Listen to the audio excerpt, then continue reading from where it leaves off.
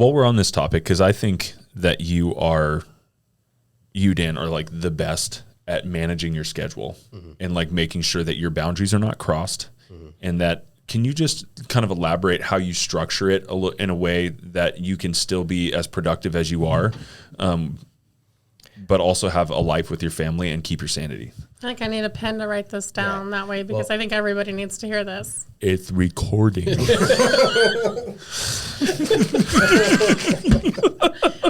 Okay. Thank you. We'll rewind it and We have to watch this like 300 times. I will have Danny make a clip specifically for you on this topic, and I will put it in your inbox. It is not for me. I can turn my phone off because I do still have a job. I'm just teasing. Sorry. Dan, let's wrap that back up. For just recapping purposes, Dan, can you just tell everyone how it is that you structure your schedule so that you have a normal life but still be as incredibly productive as you are? So I will say I probably don't have a normal life. So I'll start off by saying that. First off, I have an amazing wife who like understands how much I love what I do and allows me the flexibility to do what I need to do what I love, right? So that's part of it. If you don't love what you do, then you're not going to try to figure out a way to make it work or do all that stuff. The reality is I kind of have my day broken up into several different components. So I start relatively early in the morning. So Erica, one of my assistants, we get all of our stuff done between like 6:30 and 8:30 in the morning, and then it kind of bleeds in from there. So we've done everything that we need to on that side to get our day started off correctly. I'm usually meeting with clients or real estate agents majority of the day.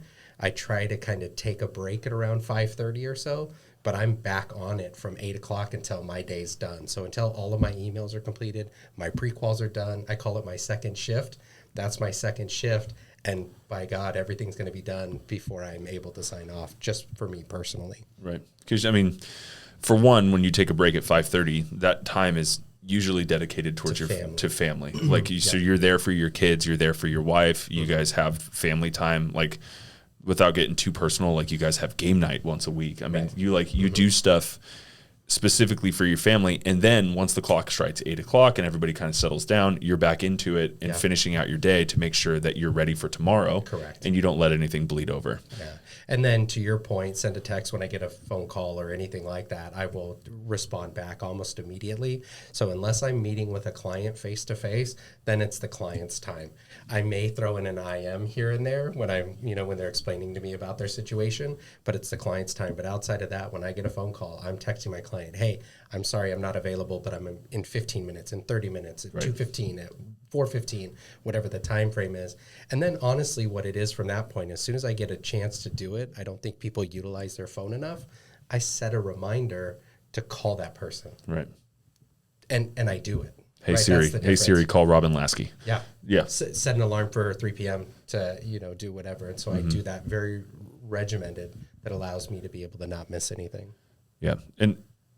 And there are days too, and when we talk about flexibility of schedule, you have a very similar schedule in a way. Like, you work from home like once or twice a week sometimes, don't you? Occasionally. I'm losing that a little bit. You're losing that a little bit. I'm losing that a little bit, but I tried to set one day a week to just try to be human, because I'm usually working during the weekend too. So I try to set one day a week to try to be human, take in my dry cleaning, do stuff like that. Get on your tractor. Get on my tractor. Yeah. A couple hours. Don't tell anybody. Yeah. No, and I think that's something that if you want to be successful in this business, like, you have to figure, or I won't say successful, because there's a lot of people who operate successfully. If you want to have longevity in this business, like you said, I think that is crucial. Yeah. Like, you have to do it. And I'm learning more from you about that, but it took me a long time to figure that out. Like, there were nights where I would get text messages and I'd be up until 1 or 2 in the morning just stewing over it, or phone calls. And it's just like, it's not, man, that ain't worth it, and like you said, it's not going to make a difference. It's not going to change the world. There's not anything that you're going to be able to accomplish. Well, I mean, you could get out, like, go ahead. You could get information. I mean, there's things that you could do at that time at night, but like, if you need something, like if you're negotiating an offer, for instance, like, even if you send it out at 8, it's not going to get responded to until the morning. Right. Like, there's just only so much you can do at that time of night. Yeah, I agree. But as you talk with clients, and I tried to to be all things to all people. And that actually led to having negative reviews and negative responses from clients because I couldn't do it. But setting it up in a very structured to where everybody felt like they were being taken care of. It may have not been that moment, but they felt like they were being taken care of.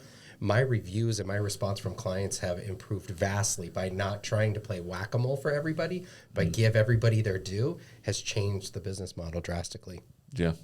I love that playing whack-a-mole analogy. Yeah, it's I thought you were true. going to say, I just love playing whack-a-mole.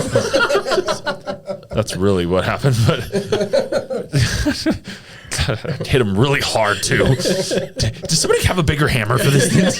That's the most Daniel comment I've ever heard.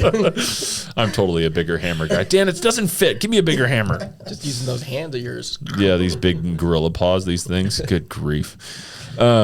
Yeah, no, but that analogy, the whack-a-mole, I mean, people spend their day so much going like, trying to do this instead of staying very structured, and and it's I think it's the key to longevity, like you said. Yeah.